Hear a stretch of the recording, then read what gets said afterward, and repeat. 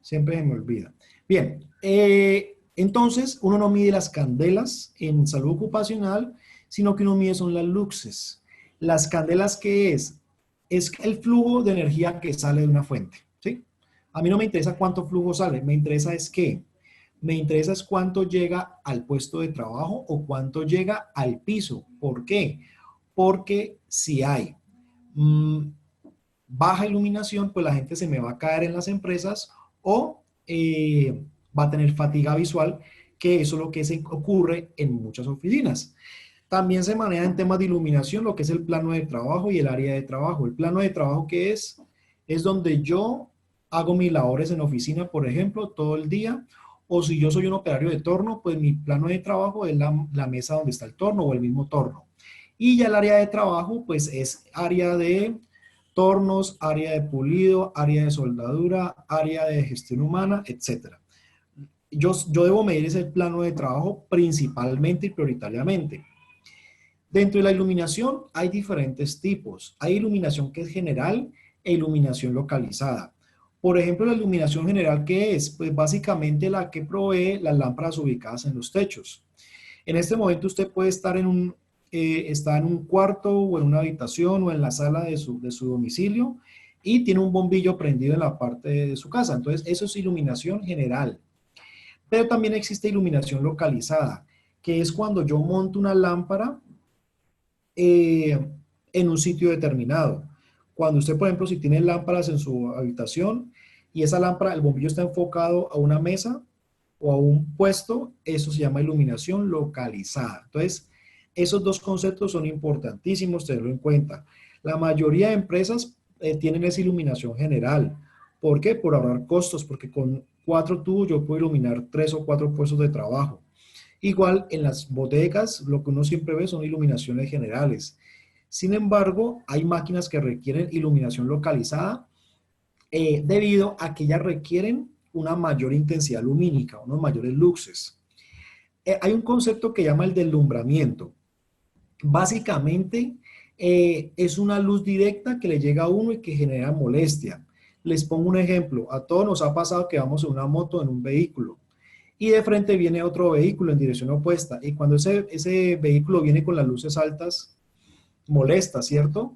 Eso se llama deslumbramiento incapacitante. Es decir, el deslumbramiento es cuando eh, uno recibe un flujo luminoso directo. Y eso hace pues de que uno sienta demasiadas molestias. Ese deslumbramiento tiene diferentes tipos. Entre, por ejemplo, si yo tuviese esta fuente de luz directa, mire que, y si yo apagara la luz, pues no vería muy bien mi rostro. Cuando uno obtiene una fuente de luz directa, como en este caso, entonces eso es un deslumbramiento que hay que evitar a toda costa en las oficinas, ¿sí? También existe la iluminación natural y la artificial. La natural es la que provee el sol. En algunas ciudades la iluminación natural es muy fuerte, en otras no. Por ejemplo, Pasto, Bogotá, Tunja, Manizales a veces tienen muy poca iluminación natural porque son ciudades que permanecen varias horas nubladas. En cambio, lo que es Tumaco, Cali, Buenaventura, que en todo el año casi nunca están nubladas, la iluminación natural es muy alta. Y la iluminación artificial, ¿qué es? Es la que se genera por las lámparas. El deslumbramiento, como les decía, puede ser un deslumbramiento directo o indirecto. ¿Cuándo es directo? Como les acabo de hacer con el celular, es cuando yo recibo el foco de luz directamente en mis ojos y me molesta y me fastidia. Incluso hay gente que se ha accidentado por no poder ver bien las vías porque otro vehículo le ha puesto las luces altas. Por eso las luces altas solamente se ponen en vías intermunicipales y cuando no vienen vehículos de frente. Pero también puede un deslumbramiento indirecto, es decir, el flujo de luz rebota en un sitio y me llega a los ojos y eso me causa deslumbramiento indirecto. Hay un concepto que se llama la luminancia. La luminancia es diferente a la iluminancia. La luminancia básicamente es la cantidad de flujo luminoso que sale de una fuente y que incide por metro cuadrado.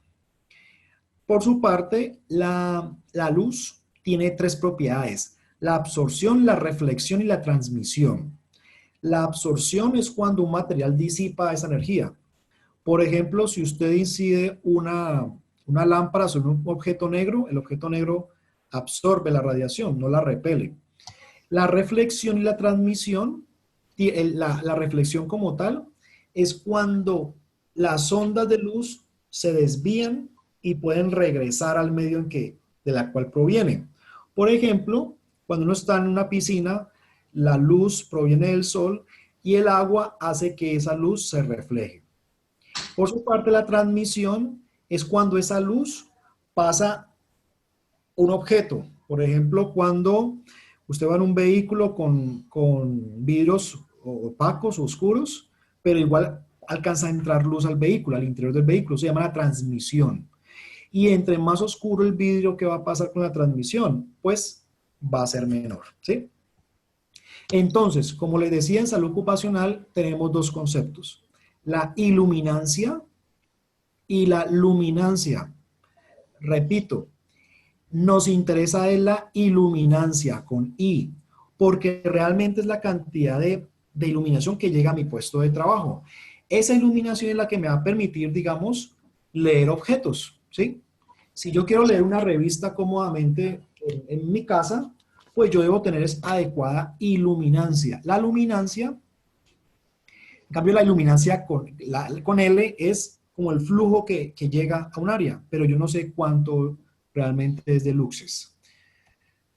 Entonces, la iluminancia la medimos en luxes, LUX o LX. En cambio, la luminancia se mide en candelas por metro cuadrado. El flujo luminoso se mide en lumens y la intensidad luminosa en candelas. Repito, nos interesa es la iluminancia en luxes y la normativa colombiana viene es para la iluminancia. Dependiendo de la superficie, vamos a tener diferente cantidad de iluminancia. Por ejemplo, en las imágenes vemos que a un libro le llegan 400 luxes, que es una buena cantidad de iluminación para poder leer de forma tranquila, pero eso depende de los colores y del tipo de estructura que esté recibiendo la luz. Tenemos diferentes tipos de lámparas, las incandescentes, que esas eran las lámparas con las que uno se levantó, se crió, ¿no? Cuando uno tenía 7, 8 años, en la casa de uno nomás habían lámparas amarillas. En esa época no habían LED, pues hablo hace 28 años más o menos, 27 años, no habían lámparas ni LED, ni fluorescentes, ni ahorradoras, todas eran amarillas, con las mismas bombillos que calentaban las comidas en la calle. Entonces uno paraba a comer en la calle y la señora tenía un bombillo ahí calentando su frito y su refrito. Las lámparas incandescentes de tungsteno son aquellas que tienen un filamento de tungsteno, el cual al calentarse emite radiación y gracias a eso podemos ver. Esas lámparas ya deben estar en desuso porque son muy poco eficientes y muy poco amigables con el medio ambiente. Todas las lámparas incandescentes se basan en su iluminación es en el calentamiento de un filamento. Normalmente ese filamento es de tungsteno o wolframio, que es el mismo elemento. Cuando ustedes vean tungsteno o wolframio es lo mismo. También vienen lámparas incandescentes halógenas, es decir, que traen ya otra serie de aditivos y incorporan halógenos que son las sales. Hay lámparas sódicas o lámparas de sodio. Esas son muy buenas en cuanto a eficiencia lumínica. Uno las puede ver en las vías, en las calles, y el color típico es amarillo. Cuando ustedes vean en las vías de Colombia lámparas amarillas en las vías, son lámparas de sodio. Sin embargo, ya se vienen reemplazando por lámparas LED. LED significa diodo emisor de luz. Los LED funcionan completamente diferente a las lámparas incandescentes o halógenas. Básicamente, una lámpara puede contener muchísimos diodos, los cuales funcionan de forma independiente y si se funde un diodo, siguen funcionando el resto.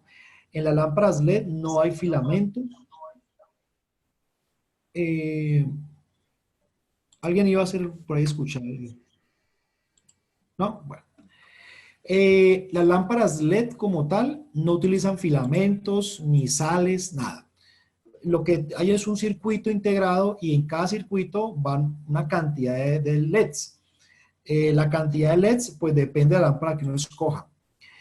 Las lámparas LED van a reemplazar definitivamente las fluorescentes. Ya hay una serie de normativas en la cual el gobierno colombiano se comprometió a disminuir el consumo y el uso de mercurio. Entre ellos está a abolir por completo las lámparas fluorescentes. Así que las empresas y las viviendas en Colombia estarán obligadas de alguna manera por normativas que ya están saliendo a pasarse a la tecnología LED. Para que tengan un comparativo, una lámpara incandescente solamente aprovecha el 15% de la eficiencia lumínica, el 75% se pierde en calor. Las lámparas fluorescentes aprovechan un 75%, el 15% restante se pierde en calor. En cambio, las lámparas LED pueden alcanzar el 85-90% de eficiencia y hasta más. Es decir, el calentamiento de una lámpara LED es mínimo. O sea que el futuro, o digamos el presente mejor, ya son lámparas LED. Ya hoy en día todo el mundo debería tener lámparas LED en su casa. Y en las empresas, pues lo que uno recomienda siempre que hace estudios de iluminación es cambie esas lámparas fluorescentes a lámparas LED. En la imagen les muestro tubos T5, T8 y T12. Entre más grueso sea el tubo, es mayor el número, ¿sí? Ese 12 indica que el tubo tiene 38 milímetros de diámetro. En Estados Unidos y en Norteamérica está prohibido utilizar tubos T12. ¿Por qué? Primero, porque tienen mercurio, todas las lámparas fluorescentes tienen mercurio. Y segundo, porque es tan ineficiente que realmente es una pérdida de dinero invertir en lámparas tubo T12. Esos tubos T12 fueron reemplazados con el tiempo por T8, pero también uno puede conseguir T5. Entre más delgado, digamos que ilumina mejor. Sin embargo, todos son fluorescentes. Hoy en día uno lo que debe hacer es comprar tubos T8, pero LED. No existen T12 LED, creo que T5 todavía no ha sacado LED. Los más usados son T8 de tipo LED. Los fluorescentes funcionan con unos polvos químicos que recubren el tubo por dentro, que es lo blanco, que es lo que le da el color blanco a la luz. Funcionan con mercurio. Un tubo fluorescente sin mercurio no va a prender nunca. A raíz de esto y al proceso productivo, que es bastante contaminante, la empresa Silvania en Bogotá tuvo 12 trabajadores calificados por enfermedad laboral por inhalar mercurio durante muchos años. Los trabajadores están calificados hoy en día. Y ellos ya metieron demanda en contra de la empresa por daños y perjuicios porque van a demostrar que en su proceso de fabricación ellos se expusieron a niveles muy peligrosos de mercurio. Entonces ya por eso, pues ya muchas fábricas ya no quieren producir más tubos fluorescentes. Básicamente, ¿en qué consiste un tubo fluorescente? Pues básicamente cuando uno enciende el interruptor, hay una descarga de electrones. Esos electrones chocan con átomos de mercurio en el interior del tubo. Esos átomos de mercurio liberan electrones. Esos electrones chocan contra la pared de los tubos y cuando chocan interaccionan con unos cristales fosfóricos, que son unas sales que fosforecen. Y esas sales son las que hacen que se genere la luz visible. Ojo, los tubos LED no funcionan ni con mercurio ni con este funcionamiento. El funcionamiento es más bien electrónico, completamente diferente.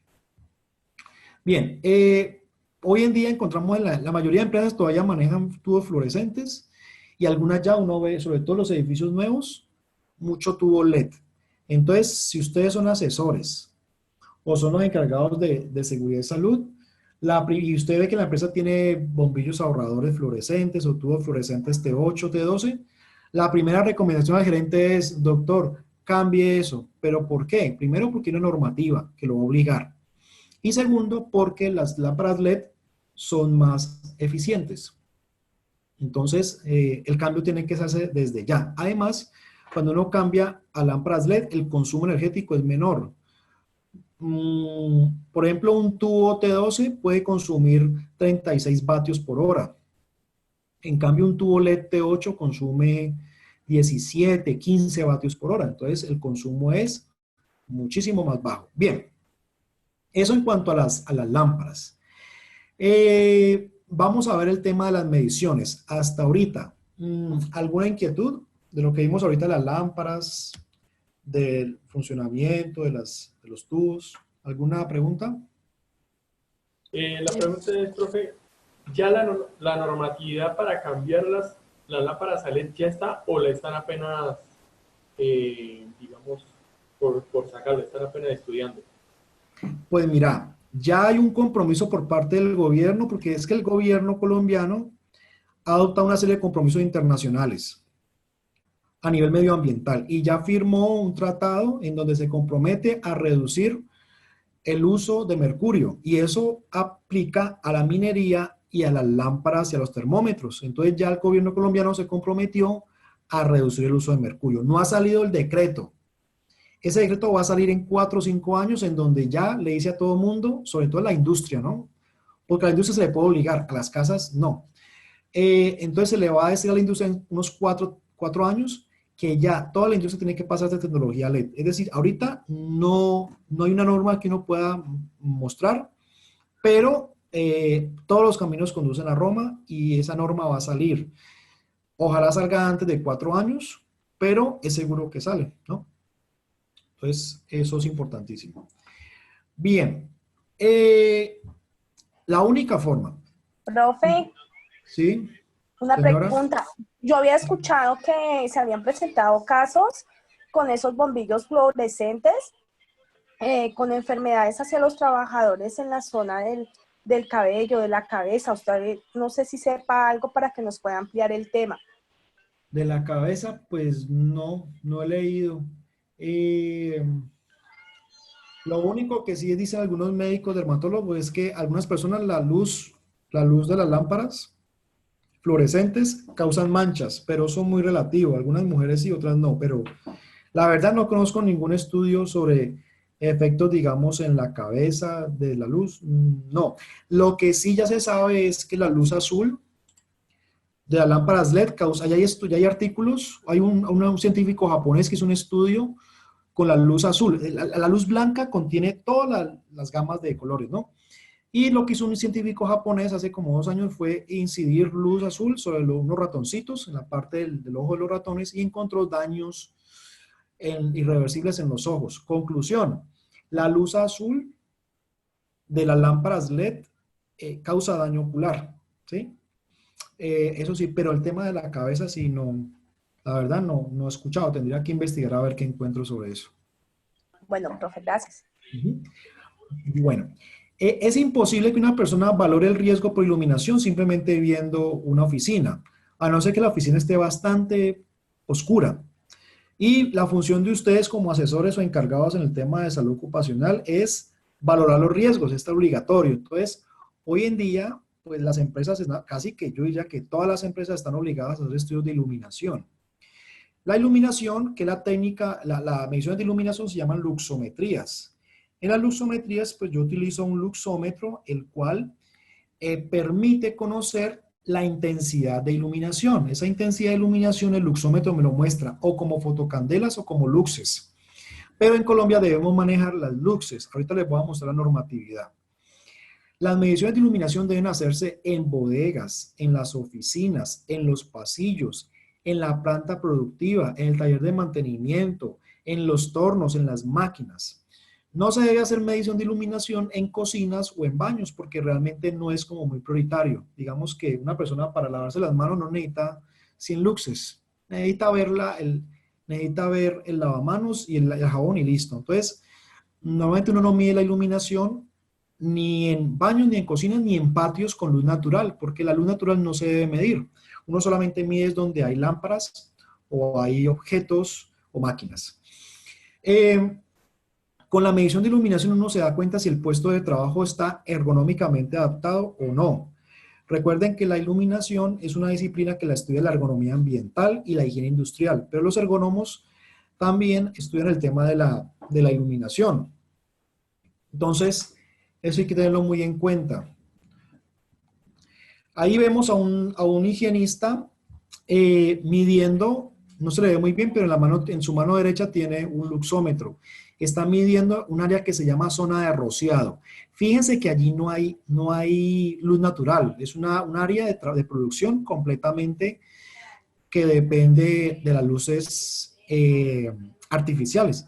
Entonces, uno debe medir la luz o la iluminación en áreas productivas.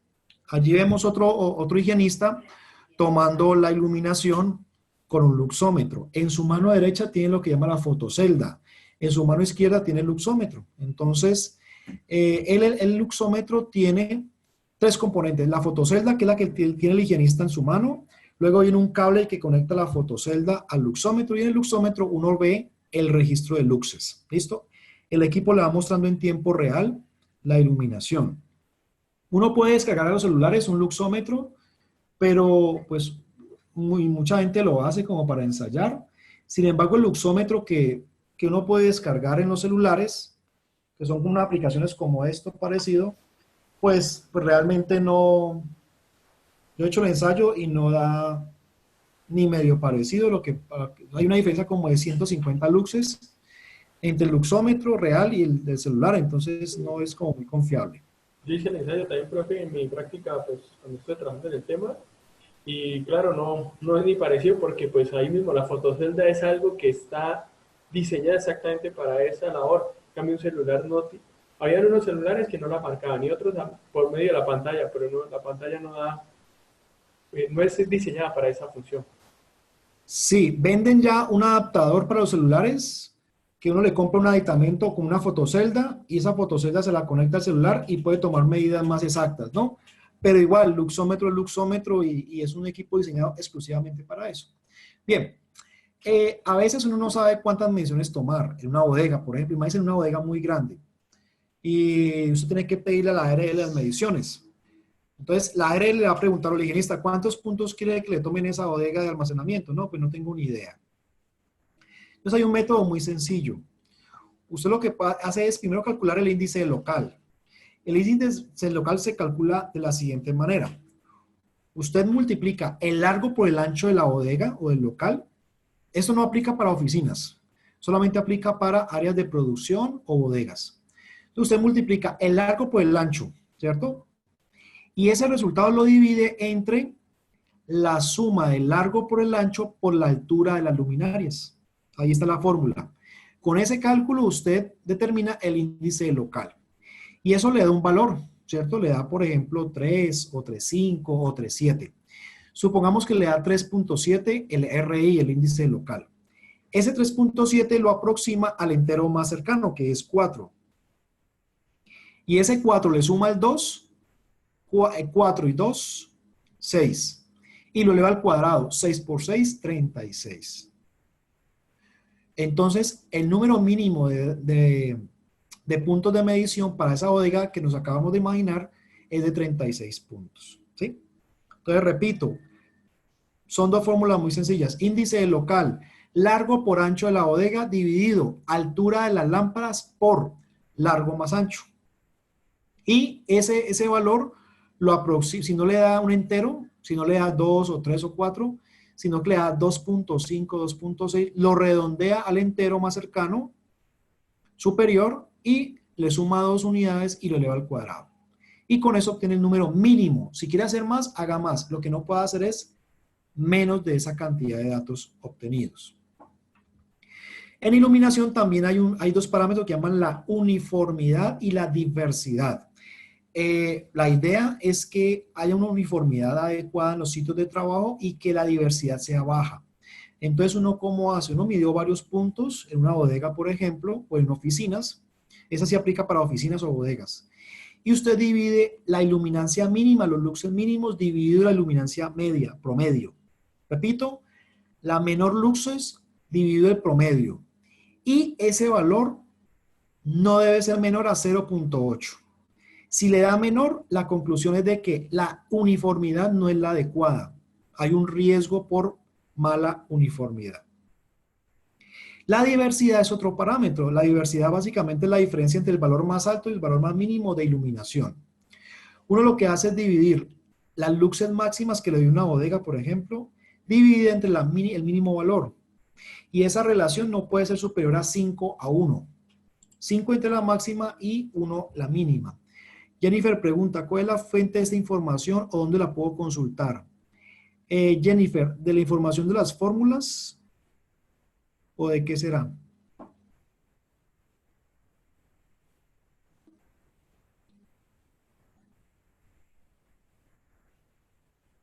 Ah, ya. Pueden ingresar en Google y meten lo que les pueden poner INSHT iluminación.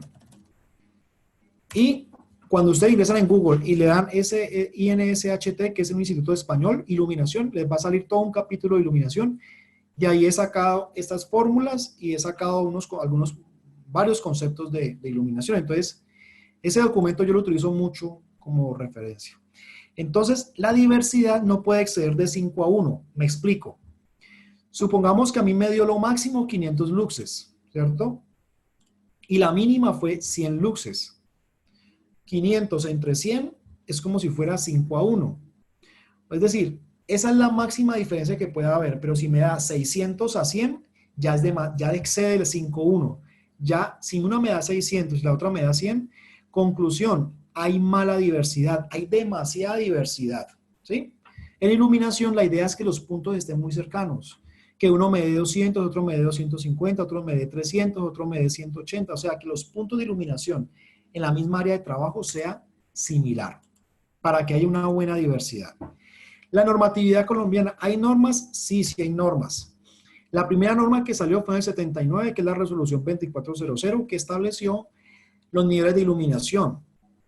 Y bajo esos se basaron muchos higienistas en Colombia para tomar las muestras y comparar contra valores representativos. Sin embargo, fueron valores muy obsoletos y que ya hoy en día no se trabajan. Por allá hace unos 8 años, 8 o 10 años, salió la GTC 8, que es una guía técnica colombiana que establece unos valores de iluminación para oficinas, ya más actualizados acorde a la normativa internacional. Porque recordemos que en Colombia no se hacen estudios de nada. El Estado colombiano no investiga nada de este tema, las universidades tampoco, nadie aquí investiga. Entonces, todo aquí toca tomarlo de normas internacionales. Entonces, a nivel internacional, la GTC 8 sí tiene valores mucho más parecidos a lo que se maneja a nivel internacional y publica unos valores límites permisibles para iluminación que son unos rangos. Luego salió el RETIE, que es el Reglamento Técnico de Instalaciones Eléctricas.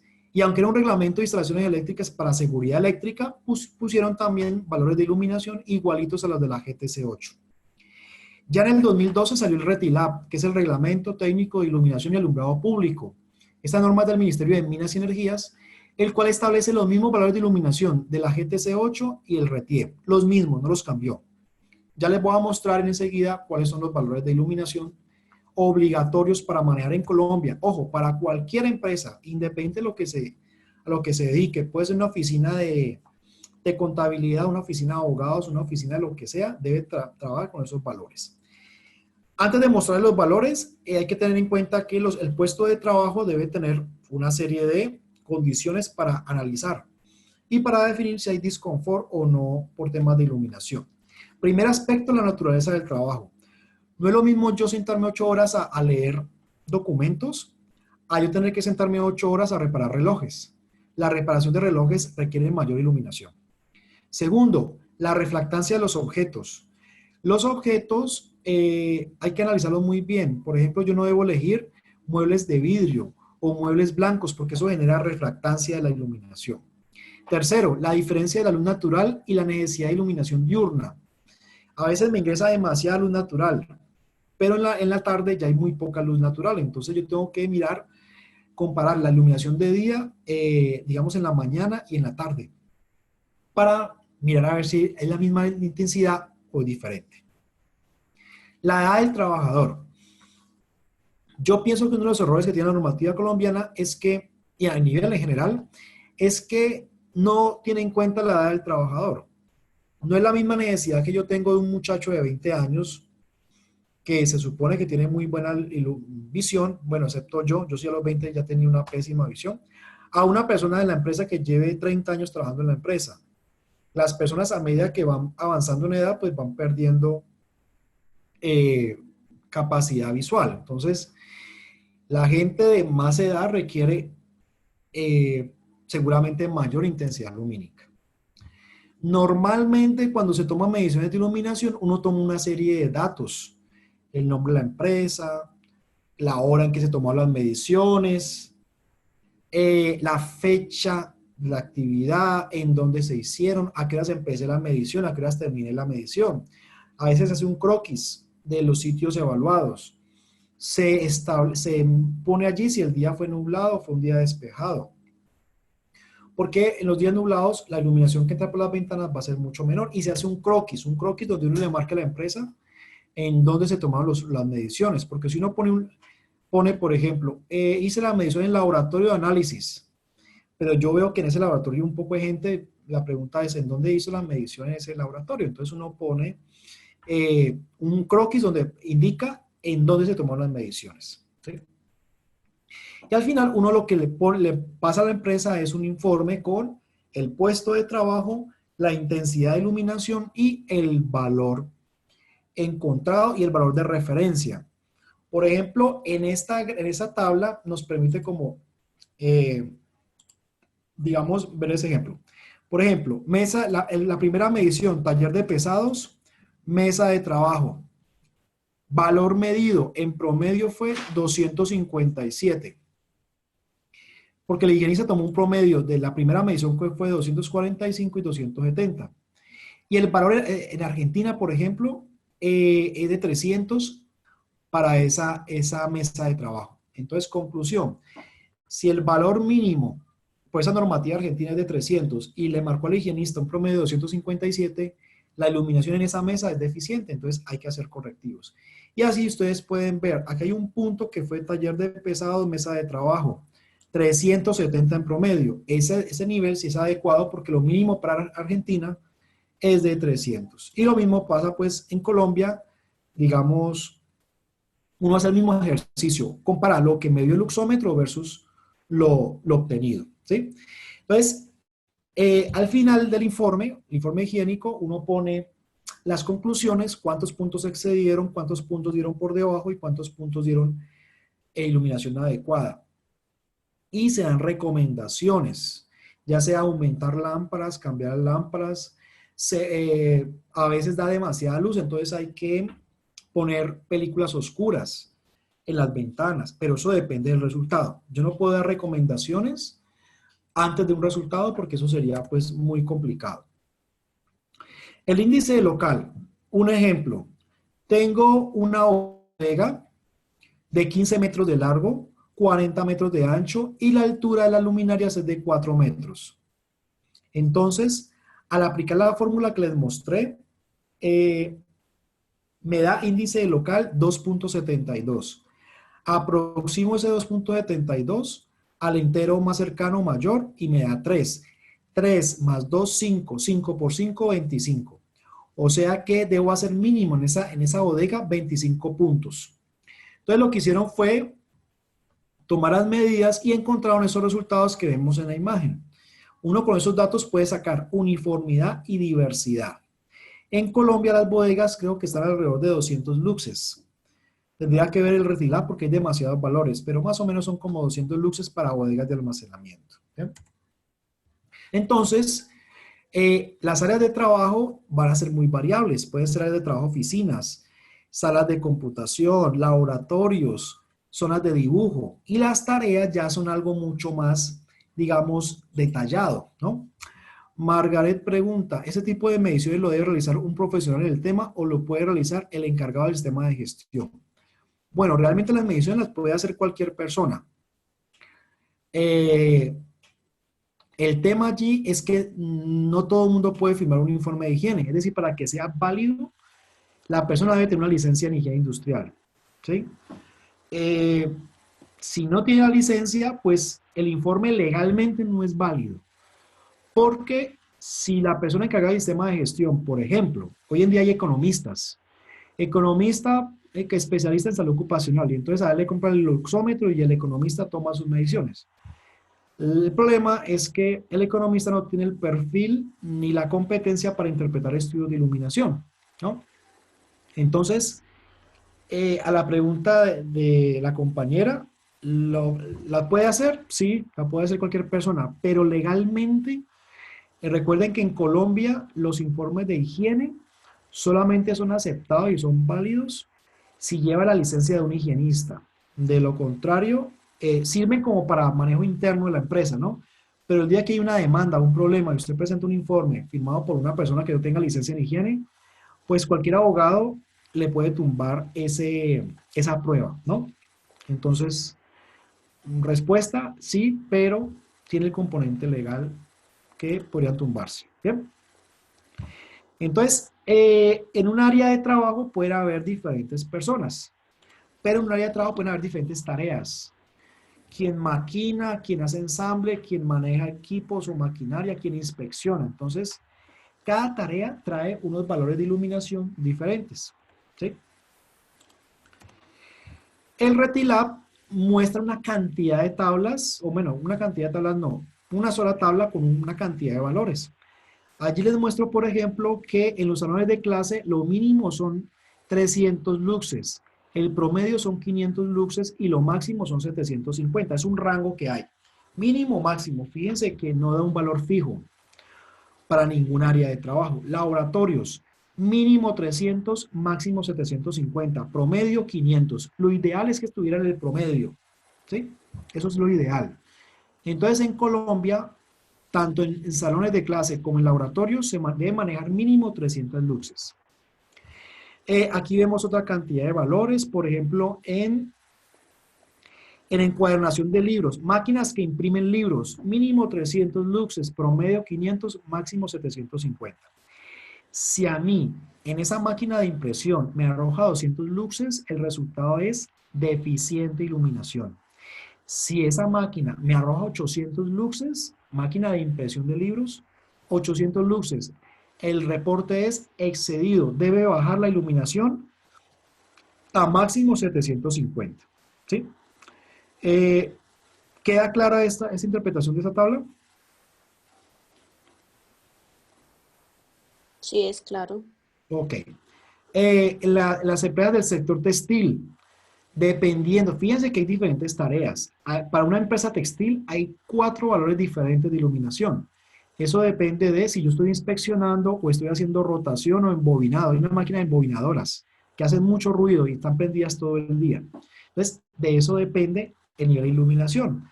Hay empresas de muebles que trabajan con madera. Entonces, fíjense que cuando uno hace una inspección de un producto por control de calidad, por ejemplo, una empresa de madera, inspección final de los muebles de madera, entre 500 y 1000 luxes, porque tiene que inspeccionar los defectos del equipo o del mueble que yo estoy fabricando.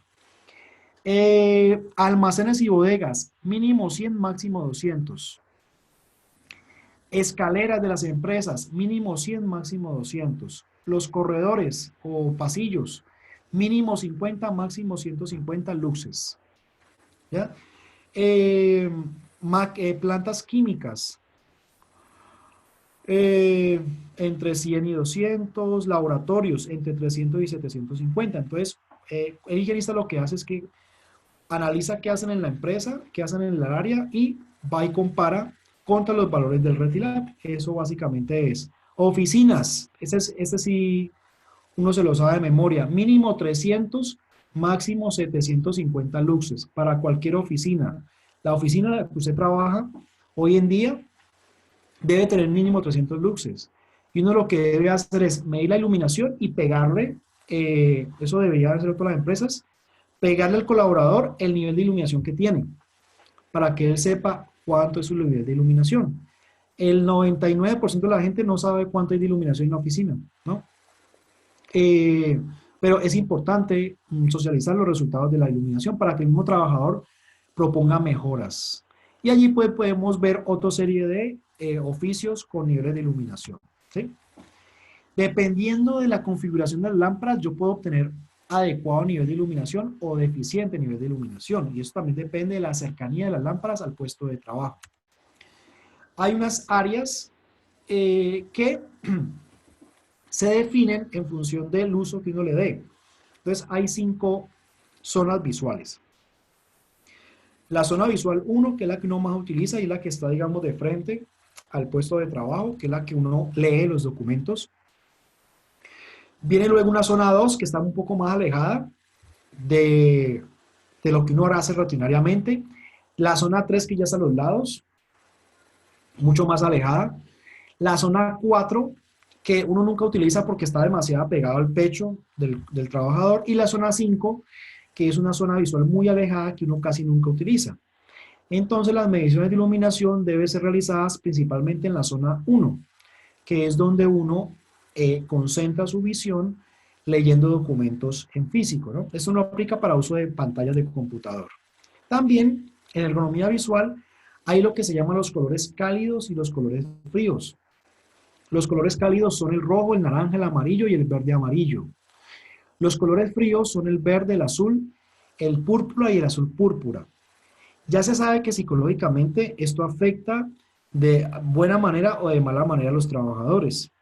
Los colores cálidos, el rojo, el naranja, el amarillo, excitan al sistema nervioso y dan una sensación de aumento de temperatura. Mientras que los colores fríos, el azul, el verde, lo que hacen es reducir la excitación del sistema nervioso y dan la impresión de que hay baja temperatura. En los años 70 en Estados Unidos hicieron un experimento con unas oficinas. Cambiaron las oficinas a las paredes, las pintaron de rojo durante 4 meses. Y analizaron cómo se comportaban los trabajadores de ese edificio. Después de 4 meses cambiaron los colores nuevamente al color original, que era un color claro. Encontraron que durante esos 4 meses, con colores rojos en las oficinas, se había presentado un aumento de las discusiones y peleas entre los compañeros de trabajo. Conclusión, la gente en oficinas con colores cálidos se excita más y tienden a ser más agresivos en comparación a las personas cuando se les cambiaron sus colores de pared a colores mucho más claros. También en iluminación hay un ángulo que se llama el ángulo prohibido de 45 grados. Básicamente se llama ángulo prohibido porque no se deben instalar lámparas o luminarias dentro del ángulo de 45 grados con relación a la horizontal de mi vista, ¿sí? Allí se puede apreciar gráficamente ese ángulo. Si yo instalo, ya sea en áreas de producción o en oficinas, lámparas dentro de ese ángulo de 45, se va a sentir sensación de molestia y disconfort, además de deslumbramiento. Todas las lámparas deben estar por fuera de ese ángulo de 45. Allí podemos apreciar una recepcionista y le han instalado una lámpara LED bastante grande. Entonces el objetivo o lo que hoy en día se recomienda es que las lámparas estén sobre el puesto de trabajo, nunca adelante ni nunca atrás del colaborador. También hay que tener en cuenta que si van a haber filas de puestos de trabajo, las lámparas deben estar alineadas con los muebles de trabajo. También podemos apreciar en esa oficina que aparte de que las lámparas están alineadas con el mueble de trabajo, hay 2 aspectos importantes. Primero, el piso. El piso debe ser de un color que no refleje la iluminación, sino que absorba la luz. Segundo, el color del mueble. Pueden apreciar que hay un mueble que los muebles en este caso son café. Ese color es adecuado. Nunca se deben comprar muebles blancos ni brillantes. Los muebles deben ser café o gris claro, pero nunca blancos ni negros. También podemos apreciar los colores de la pared. Hoy en día las paredes siempre se recomiendan que sean blancas. ¿Por qué? Porque reflejan la iluminación. Entonces, ese es un buen modelo para tener en cuenta a la hora de seleccionar los colores de los mobiliarios y de las paredes. Adicionalmente, pues hay que decir que las escaleras deben tener iluminación de emergencia, que es un tema ya de seguridad industrial. ¿Cómo lograr un confort visual adecuado? Primero, que la iluminación sea uniforme, es decir, que cuando uno entre en una oficina, toda la iluminación sea parecida en los puestos de trabajo. Que la luminancia sea óptima, es decir, que las lámparas que compremos tengan una adecuada luminancia. Tercero, que no hayan brillos, que no se generen brillos por el rebote de la luz en las superficies, en los muebles, en los vidrios. Que el contraste sea adecuado. ¿Qué es eso del contraste? Básicamente, fíjese que lo que uno lee casi siempre es de color blanco, ¿cierto? Cuando yo ponga ese papel blanco en mi mueble de trabajo, debe haber un contraste. Por eso les decía que uno nunca compra muebles blancos, porque no va a haber contraste del blanco del mueble con el blanco del papel. Es decir, siempre debemos comprar muebles de un color diferente al blanco. Pero un contraste ya tampoco puede ser mueble negro, papel blanco. Debe ser un mueble de un color gris o café. Los colores correctos, ya les mencioné cuáles deben ser los colores adecuados para la pared y para el techo. Nunca debemos tener paredes rojas o amarillas o azules en las oficinas, porque eso genera sensaciones psicológicas diferentes. Y En las oficinas no debe haber efectos estroboscópicos. ¿Qué es un efecto estroboscópico? Eh, Usted de pronto ha notado en algunos sitios que la luz como que titila, ¿sí? Cambia como de intensidad. Eso se llama un efecto estroboscópico. Y normalmente los tubos fluorescentes cuando se van a fundir comienzan a titilar, ¿sí? Entonces, eso no está permitido hoy en día en las oficinas. Las lámparas deben ser sometidas a limpieza periódica y a mantenimiento periódico. Si nunca sometemos a mantenimiento las lámparas, lo que va a ocurrir es que la iluminancia va a comenzar a disminuir, ¿sí? Y puede perder hasta un 80% de eficiencia en un lapso de 4 años. De modo tal que en las empresas debe haber un responsable que se encargue de inspeccionar cada 15 días, cada 20 días las lámparas. Además, las personas deben ser responsables e informar inmediatamente si se me fundió un tubo, pues informarle al responsable de seguridad y salud, ¿sí? Que tengo los tubos rotos o fundidos. Eso pasa mucho cuando uno visita las empresas, uno le pregunta a la persona, mire, es que tiene unos tubos fundidos. Le responden, sí, yo lo había visto hace como 15 días. ¿Y no lo reportó? No, no lo he reportado todavía. Entonces hay que inculcar esa cultura del reporte de las condiciones inseguras. Pero también una lámpara debe ser reportada. Hay diferentes configuraciones de iluminación dependiendo de la actividad que realice el trabajador. Lo que no debemos permitir es que las lámparas alumbren de forma directa a un trabajador o que obviamente un trabajador no tenga la suficiente iluminación necesaria para hacer de forma confortable el puesto de trabajo. El Retilab, por ejemplo, tiene esta imagen en sus recomendaciones. Recomienda que los auditorios tengan iluminación tanto general como localizada en el tablero, ¿sí? Lo que pasa es que hoy en día los auditorios ya manejan el videobeam, ya no manejan tableros, entonces el Retilab no tuvo en cuenta eso. De hecho, cuando uno va a utilizar un auditorio y utiliza videobeam, pues no debe tener mucha iluminación porque va a dificultar la visualización de las presentaciones, ¿no? Pero eso lo recomienda el Retilab. En los salones de clase, el Retilab recomienda, como les decía, iluminación localizada en el tablero. En un salón de clases sí se trabaja con marcador, antes se trabaja con tiza. Entonces los tableros deben tener su propia iluminación para que el estudiante vea de forma más agradable lo que el profesor está escribiendo. Además, los salones de clase deben tener un mínimo de 300 luxes. Bien, luz natural. Ya hemos visto hasta ahora pura iluminación general, que es lo que uno mide. Recuerden, uno no mide la iluminación natural directamente porque va a dar muy alta y ese no es el objetivo. El objetivo en seguridad y salud es medir, cuánta lámpara me está generando los bombillos. ¿Listo? Bien. La luz natural uno la puede incluso utilizar para su casa o para su apartamento. Si usted va a comprar un apartamento nuevo, casa o la va a remodelar, piense siempre en la luz natural. Entre más iluminación tenga su casa, más cotizada va a ser y usted se va a sentir mucho más confortable.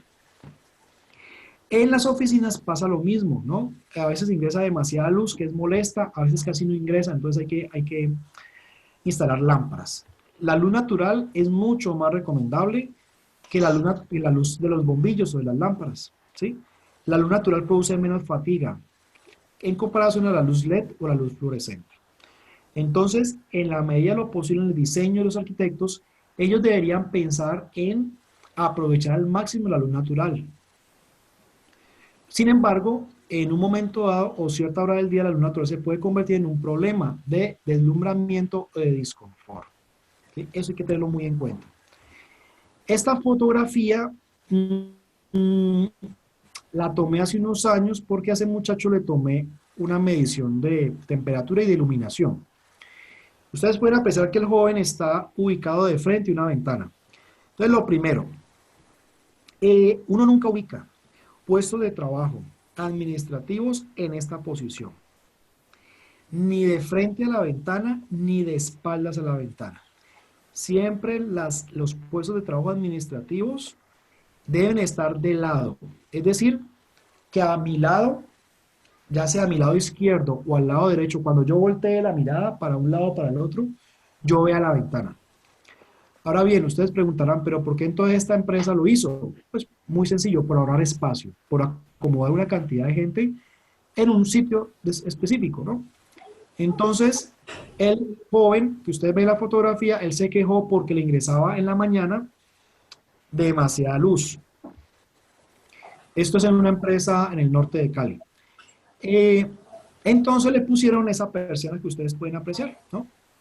Entonces él debe estar subiendo y bajando la persiana según la hora del día, ¿no? Eso es un control de, de la iluminación, ¿no? Este problema no estaría tan visible si a él no le llegara de forma directa la iluminación solar. Una opción cuando tenemos demasiada luz es poner esos blackouts o esas persianas sintéticas, o la otra opción, ¿cuál es? ¿Cuál sería la otra opción para este muchacho que le entra demasiada luz? ¿Qué creen ustedes? Reubicar el puesto. Reubicarlo. ¿Qué otra opción hay? Si no se puede reubicar, porque en este caso él no se puede reubicar en ninguna parte.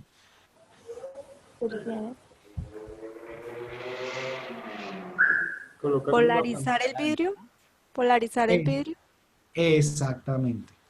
Entonces, cuando la empresa no quiere poner persianas, porque sale muy costoso, entonces se come una película que es mucho más económica. Las películas vienen por nivel de oscuridad, desde la más negra hasta la más clarita, y se le pega por dentro del vidrio, y ya eso reduce muchísimo el ingreso de luz natural, ¿sí? Pero yo recomendaría mejor una persiana, porque yo controlo la persiana. En cambio, ya la película se pegó y ya no hay forma de variar la intensidad lumínica, ¿no? Entonces, a veces eso ocurre cuando el puesto de trabajo no está bien diseñado. La luz natural, como les decía, puede ser una ventaja y a veces se convierte en una desventaja. La luz natural depende de la ubicación de las oficinas. Normalmente, por lo menos en Cali, el sol sale por el oriente y se esconde por el occidente. Entonces, de eso influye el ingreso o salida de la luz natural, ¿no? Y no es raro los casos que le solicitan a uno asesorías porque la gente se queja que les entra demasiada luz, mucho deslumbramiento y también les da demasiado calor. El problema de la luz natural es que también calienta, sobre todo en Cali, y ese calor se siente en los puestos de trabajo, ¿sí? Hoy en día, en los edificios modernos y en edificios inteligentes, se pueden instalar incluso persianas automatizadas que a cierta hora del día se bajan para reducir el ingreso de luz natural y a cierta hora del día se vuelven a subir para mejorar el aprovechamiento de la iluminación natural. Pero digamos que eso ya son temas de arquitectura y ingeniería. También uno puede controlar con persianas el ingreso dependiendo de las condiciones naturales. Por ejemplo, en Cali la mayor parte del año es muy soleado. En cambio, hay ciudades como Manizales y Pereira que es mucho más nublado. Entonces, si uno ve que un puesto de trabajo está afectado por la luz natural, entonces lo que uno hace es instalar persianas y ya la persona define si abre o cierra sus persianas, ya según lo que considere y según sus condiciones personales. En oficinas, ya les mencioné, fíjense en esta fotografía que es bien interesante. ¿Qué notan ustedes de diferencias en la iluminación de estas oficinas? El diseño de la iluminación. La luz está detrás de los puestos de trabajo. ¿Y qué otra cosa notan en el diseño? El color Solamente. de los muebles blancos. Sí. Ajá, miren esto. Y los de A45, exacto, A45. Fíjense que el diseñador, pues, los puso un poquito por detrás, ¿no? De los puestos de trabajo, porque lo que yo necesito iluminar es esto, ¿cierto? Entonces, primera observación. Los tubos, que esos son tubos LED, quedaron muy encima o por detrás del puesto de trabajo. Y segundo aspecto que uno encuentra aquí, mira que el arquitecto pensó muy bien el tema de iluminación. Él sabía que en el pasillo, él no necesita demasiada luz. Entonces, ¿qué montó? Montó balitas LED que consumen muy poca energía y las montó en línea para alumbrar el pasillo. ¿Sí? En esos pasillos lo mínimo son 50 luxes, pero él no iba a montar esas mismas lámparas, esas balitas LED, en las oficinas, porque eso no le iba a dar la intensidad lumínica. ¿Sí? Entonces, fíjense aquí la diferencia con lo que los arquitectos y los diseñadores tienen que jugar. No es lo mismo iluminar un pasillo que iluminar unos puestos de trabajo. ¿Sí? Aquí tenemos un ejemplo de lo que les decía, la iluminación natural. Siempre debemos procurar ubicar los puestos de trabajo administrativos cerca de las ventanas. No pegadas a las ventanas, pero sí cerca, es decir, de una distancia más o menos de 1 metro, unos 60 centímetros, para que la persona aproveche toda esa luz natural, sobre todo a primeras horas del día, ¿no? Y siempre la luz debe entrarle de forma lateral, nunca frontal. Aquí tenemos otros puestos de trabajo, vemos lámparas LED, pero también algunos puestos de trabajo están hacia las ventanas. Y muchas personas... Valeria, si no le estás dando permiso, ¿por qué sigue? Venga, silencio acá, porque pues están regañando. Ya. Entonces, muchas personas tienen la suerte de tener sus puestos de trabajo cerca a las ventanas, otras personas no. Entonces, a los que no están cerca de las ventanas, toca asegurarles una adecuada iluminación artificial. Aquí vemos otra configuración de muebles en L, color café, piso oscuro para que absorba toda esa iluminación que llega al piso, y lámparas LED rectangulares, que eso es lo que hoy en día se ve muchísimo. A veces toca aumentar la intensidad de iluminación porque no alcanza a dar adecuada iluminación con la luz general que acabamos de ver en estos ejemplos. Entonces, uno puede instalarle a los puestos de trabajo iluminación localizada con lámparas auxiliares, que eso es completamente válido y en muchas empresas ha tocado implementar esa mejora, porque definitivamente cuando uno mide la iluminación no da, digamos, la iluminación que uno requiere. Entonces toca implementar sistemas localizados.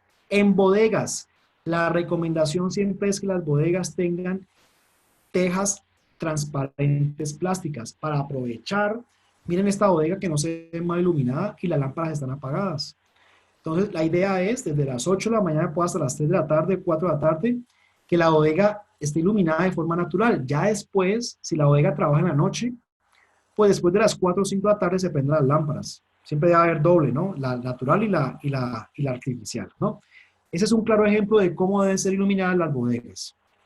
Ya, pero hay bodegas que no se pueden porque están en un subterráneo o son bodegas que tienen encima oficinas. Entonces, ahí sí ya no hay de otra, toca iluminar muy bien las bodegas y toca medir la iluminación.